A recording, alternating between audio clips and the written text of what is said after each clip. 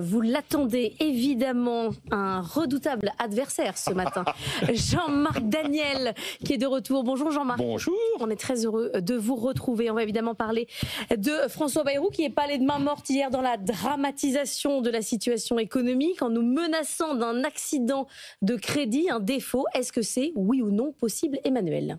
Écoutez, je ne sais pas si c'est possible, mais c'est souhaitable.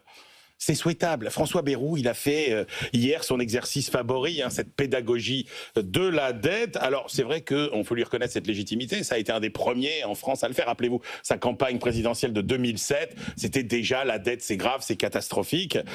Parce que, il l'a redit hier, ce qui nous menace, c'est effectivement une sévère sanction des marchés financiers et une sévère cure d'austérité, comme ont connu pas mal de pays. Sauf que, effectivement, quand on compare la situation de la France et celle de ces pays, on se dit mais finalement il faudrait presque la souhaiter, cette sanction des marchés financiers, parce que quand vous souhaitez un défaut, je ne peux même pas entendre ça, ça me fait siffler les oreilles. Je ne vous parle pas de défaut, je vous parle de crise financière qui incite, qui oblige à mettre en place finalement des mesures, des vraies mesures d'austérité, comme on a connu des pays comme le Canada, la Suède, le Portugal, parce que le défaut c'est grave, etc. Parce que ces pays-là, comment ça s'est passé? Oui, il y a eu des coupes dans les dépenses sociales, des suppressions d'effectifs de fonctionnaires, des hausses de TVA. Quand je vous parle des hausses de TVA, c'est 4-5 points à chaque fois, c'est pas un point. Et d'ailleurs, ce qui est intéressant, c'est que souvent l'effort a été porté par les ménages, plus que par les entreprises, avec en gros, ça a coûté, si vous prenez Canada-Suède, c'était 1 500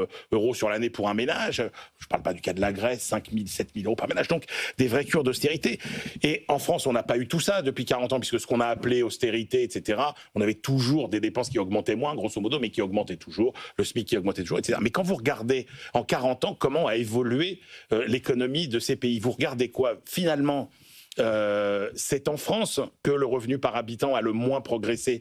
Donc dans le pays qui a refusé les ajustements, parce que tous ces pays se sont redressés de façon assez spectaculaire après ces gros efforts. Donc on finit par se dire, mais plutôt que de cette agonie qui est en train de subir la France. Allons-y un bon coup. Allons-y un bon coup, une bonne cure d'austérité.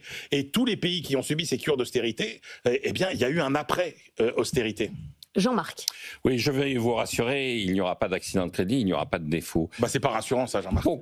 Pourquoi il n'y a pas de défaut? Parce que il y avait des défauts autrefois, les États faisaient banqueroute quand ils prenaient des engagements en termes de quantité d'or à fournir. Alors ils avaient commencé par dire on remboursera pas la dette, on versera des intérêts. C'est ce qu'on continue à faire, c'est-à-dire on ne rembourse pas la dette. C'était issu du fait que sous l'Ancien Régime, au XVIIIe siècle, on n'avait pas assez d'or, donc on se contentait de dire on va vous donner 3% de ce qu'on vous a emprunté, c'est l'intérêt, puis ça on arrivera à le trouver.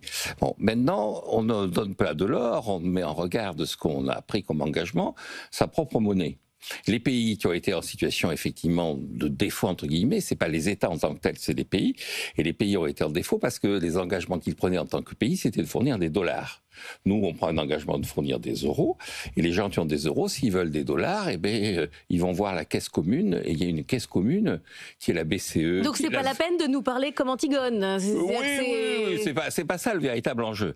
De même qu'on nous menace, alors vous savez, donc Emmanuel l'a dit, François Bayrou, quand il était candidat, annonçait c'est catastrophique, je vais lutter contre la dette. Ce qui est intéressant, c'est que les gens, il n'était pas au pouvoir, mais les gens au pouvoir disaient la même chose, c'est-à-dire François Fillon nous disait, quand il était Premier ministre, je suis à la tête d'un État en faillite.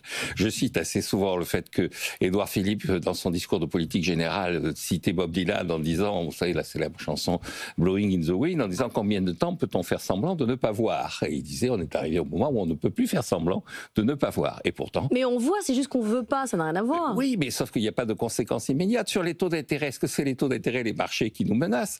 Les taux d'intérêt sont à un peu plus de 3% en ce moment. Je rappelle qu'en 2007, avant la crise financière, à une époque où on accusait effectivement la Banque centrale d'être plutôt assez restrictive, assez saldo-monétariste, ils étaient à 4,5%, avec une inflation qui était de la même nature, et donc on arrivait à vivre avec... À 4,5%, avec le montant de dette qu'on émet, ça commence un peu à être chaud quand même. Mais alors après, il y a quand même, Jean-Marc, il y a quand même sans doute un niveau de taux d'intérêt qui est plus finira soutenable. par exercer une pression suffisamment forte sur nos économies pour qu'on prenne les bonnes décisions. Parce que, en fait, Au-dessus de 4,5 en gros. l'effet pervers de tout ça, et Jean-Marc vous expliquera très bien tout ça avec l'équivalence ricardienne, c'est que cette cure d'austérité que les gouvernements successifs ont refusé de nous imposer, mais finalement les Français se l'imposent à eux-mêmes. Oui. En faisant quoi? Parce qu'ils épargnent. En épargnant. Rappelez-vous, cet indicateur... Jean-Marc boit du petit lait. Non, mais cet indicateur, je ne sais pas si Jean-Marc l'a vu, tous les mois, l'INSEE demande aux Français, est-ce que vous jugez que c'est plutôt opportun d'épargner ou de consommer? Dans l'enquête de juillet, l'opportunité d'épargner n'a jamais été aussi élevée depuis que cette enquête existe en 1972. Donc jamais les Français n'ont été dans un état d'incertitude aussi important qu'aujourd'hui, et avec l'impact négatif que ça a sur l'activité. Donc c'est ça qui est pervers, c'est que ce sont les Français qui s'infligent cette crise à eux-mêmes à travers toute l'incertitude générée par ces errements fiscaux et budgétaires. Oui, alors par rapport à ça, d'abord, encore une fois, un pays qui est en déficit de sa balance des paiements courants est un pays qui n'épargne pas assez. Or, nous avons eu un équilibre dans notre balance des paiements courants exceptionnel en 2024 parce qu'on a eu des rentrées touristiques exceptionnelles qui étaient liées aux Jeux Olympiques. Mais on a eu un excédent sur l'année 2024 d'environ 4 à 5 milliards d'euros. Rien que sur le mois de juin, le dernier mois dont on a des statistiques, on a eu un déficit de 3,5 milliards d'euros. Donc on est de nouveau dans le déficit. Donc effectivement, ce mécanisme qui est un mécanisme d'épargne des Français est un mécanisme qui est positif, sauf que l'État est dans un tel niveau de déficit que cette épargne est détruite par l'État, absorbée par l'État, et donc cette épargne d'une certaine façon est perdue. Je pense que pour revenir qu'est-ce qui nous menace? L'épargne est perdue, 7h25, c'est quand même... L'épargne est perdue parce qu'elle sert à financer effectivement le déficit de l'État et non pas la préparation de l'avenir au travers de l'investissement. C'est-à-dire que normalement, on devrait utiliser cette épargne pour préparer l'avenir. Il l'a bien expliqué. Il l'a bien dit.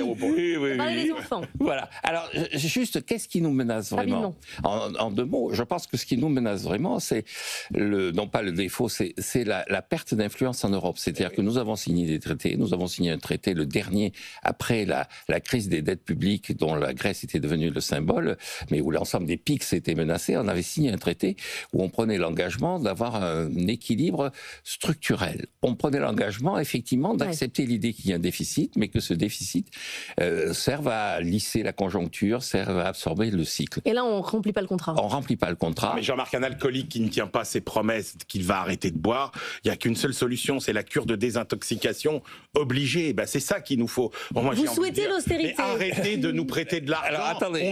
On ne tient jamais les promesses qu'on fait en matière... J'appelle à la cure d'austérité, mais je dis c'est pas les marchés qui vont nous imposer la cure d'austérité, ce sont nos partenaires européens. Ah.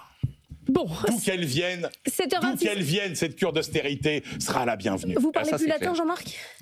Je pourrais parler latin, mais je reviendrai sur la citation que j'avais faite la dernière séance de l'année dernière, qui reste toujours d'actualité, sine labore non erit panis. Il faut bosser? Non, c'est pas ça? Il faut bosser. Sans travail, on n'aura pas de pain. Il faut travailler.